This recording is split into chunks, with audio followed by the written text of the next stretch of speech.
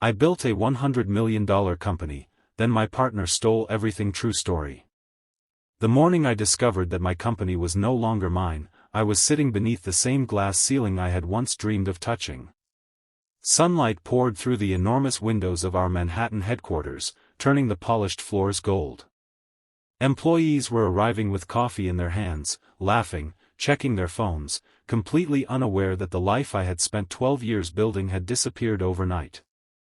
On my screen was a single document from the bank, and I remember reading the same sentence again and again because my mind refused to understand it.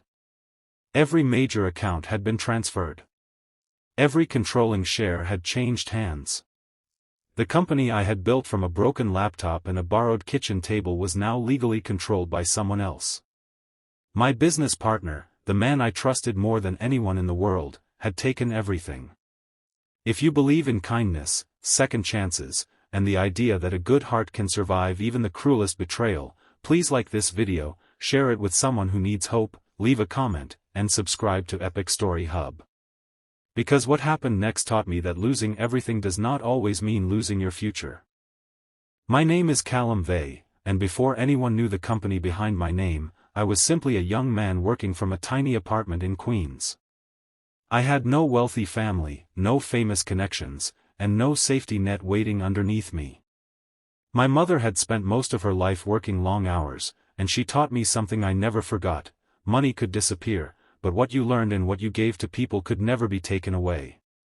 I started my company because I noticed how small businesses struggled to manage their customers, orders, and payments through outdated systems. I believed I could build something simple enough for a small store owner to use but powerful enough to compete with giant corporations. For nearly 2 years, I worked almost every night. I slept beside servers, ate cheap takeout, and watched the sunrise through a window that barely opened. I failed repeatedly, but every failure taught me something. Then I met Everett Rourke. He was confident where I was uncertain, polished where I was awkward, and incredibly good at talking to investors. I was the builder, the person who understood every line of code and every weakness in the product. Everett knew how to walk into a room full of wealthy people and make them believe in a future that did not exist yet. At first, our partnership felt perfect. He told people I was the genius behind the company, while I told people he was the reason our little idea could become something much bigger.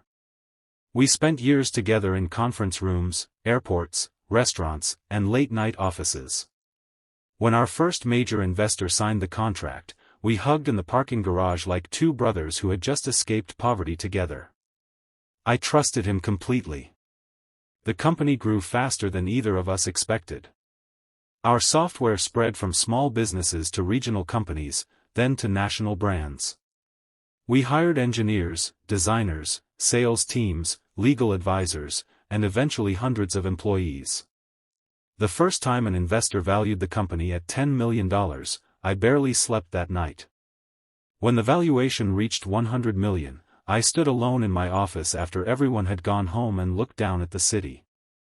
I remembered the apartment, the broken laptop, the unpaid bills, and the nights when I wondered whether I was wasting my life. I thought we had made it. I thought Everett and I had made it together. But success quietly changes people, and sometimes you do not notice the change until it is too late. Everett began taking private meetings without me. He started referring to the company as his vision. He wanted greater control, more authority, and a larger percentage of the business. I believed he was simply ambitious. Whenever someone warned me that he was becoming too powerful, I defended him. I told them they did not understand our history. I said Everett had been there when nobody believed in us.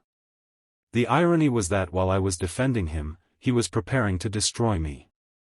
The first warning came through our legal department. A document had been filed changing several corporate structures, but I was told it was routine. Everett explained that it was necessary to prepare the company for another round of investment. I signed what I believed were standard documents after reviewing them with our advisors. Months later, I discovered that some of those documents had granted Everett extraordinary control over voting rights. I confronted him privately, but he reassured me that nothing had really changed.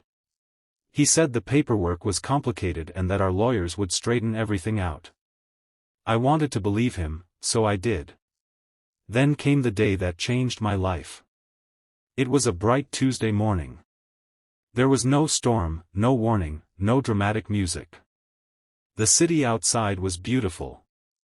People were walking beneath the skyscrapers, taxis moved through the streets, and sunlight reflected from every glass building. That ordinary beauty made what happened feel even more cruel. I received a message from our finance department asking me to come into a meeting immediately. When I arrived, the room was silent. 3 executives were sitting around the table, and nobody looked me directly in the eyes. Then the company attorney placed a folder in front of me. Inside were documents showing that Everett had used the new corporate structure to gain controlling ownership. Funds had been moved into accounts connected to companies I had never heard of. Several major contracts had been reassigned. My access to certain systems had already been revoked. My name still appeared on old promotional material, but legally, the company was no longer under my control. I remember standing up so quickly that my chair fell backward. My hands were shaking. I called Everett, but he did not answer. I called again. Nothing. Then an email arrived from his office informing me that I was no longer authorized to make decisions on behalf of the company. The man I had trusted for 12 years had removed me from the company I had created. I walked out of the building carrying almost nothing. No security guard stopped me because they had already received instructions. Employees watched from behind glass walls as I passed through the office. Some looked confused. Others looked away. I stepped outside into the sunlight, surrounded by people who had no idea that the man walking beside them had just lost the largest thing he had ever built. For weeks, I fought. I hired attorneys, gathered documents, contacted investors, and tried to prove that the transfer had been based on deception. But legal battles move slowly, especially when the other side has more money, more lawyers, and control over the company records. My savings disappeared. Friends stopped answering my calls because they did not know whose story to believe. Online articles described the situation as a dispute between business partners, making it sound like 2 wealthy men arguing over money. Nobody saw the nights I had spent building the original product. Nobody saw the sacrifices. Nobody knew what it felt like to watch strangers profit from your dream. The hardest part was not losing the money. It was losing my identity. For years, people had introduced me as a founder. Suddenly, I was nobody. I stopped attending events. I stopped opening emails. I walked through my neighborhood wearing a baseball cap because I did not want people recognizing me. Some mornings, I sat in a small public park for hours, watching parents push their children on swings and wondering how a person could go from being celebrated in $100 million company to feeling completely invisible. One afternoon, an elderly woman named Maribel Sloan sat on the bench beside me. She did not know who I was. She simply noticed that I looked defeated. She started talking about her late husband, who had lost his business years earlier and spent months believing his life was over. Then she said something that stayed with me: sometimes life takes away the thing you built because it wants you to discover who you are without it. I almost dismissed those words. But that evening, I opened my old laptop for the first time in months. I did not try to rebuild the same company. Instead, I began helping small businesses that had been damaged by the very problems my first company was supposed to solve. I started with free consultations. Then I built small tools for local shop owners. I worked from a tiny rented office with second-hand furniture. There was no luxury, no investors, and no $100 million valuation. But there was something I had forgotten during the years of success: purpose. Slowly, people came. A restaurant owner recommended me to another business owner. A local retailer hired me. Then another company reached out. Within a year, I had built a new team. This time, I created the company differently. Every major ownership document was transparent. Every employee had equity options. Financial records were accessible to the leadership team. No single person could secretly control everything. I had learned the most expensive lesson of my life, and I refused to pay for it twice. 3 years later, my new company was profitable. It was not worth $100 million, and honestly, I stopped caring about that number. We were helping thousands of small businesses survive. Employees who had once worked for me in my previous company began reaching out. Some apologized for believing the wrong person. Others simply wanted to tell me they were proud that I had started again. Then, one morning, I received a message from an old investor. He told me that Everett's company was collapsing. The lawsuits had multiplied, key employees had left, and several major clients had terminated their contracts. The company that had once been worth $100 million was now struggling to survive. For a moment, I felt anger. Then I felt something unexpected. Nothing. No celebration. No desire for revenge. No satisfaction. I realized that Everett had already taken the worst thing he could take from me, and somehow, he had failed to take the thing that mattered most. He had taken my company, but he had not taken my ability to build again. He had taken my money, but he had not taken what my mother taught me. He had taken my position, but he had not taken my purpose. Months later, I received another message. Everett wanted to meet.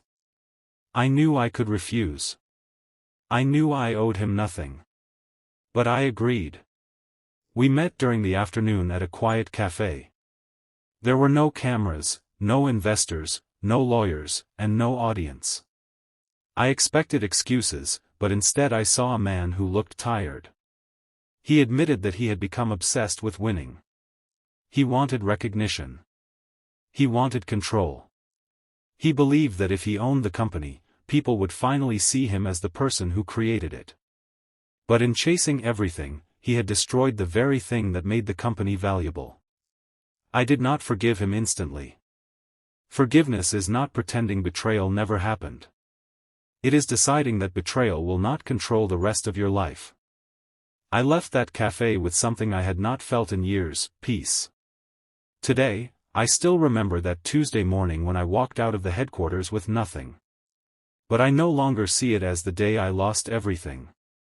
I see it as the day I discovered that everything I truly needed was still inside me. The company was never the dream. The dream was believing that I could create something meaningful and use it to help people. That dream survived.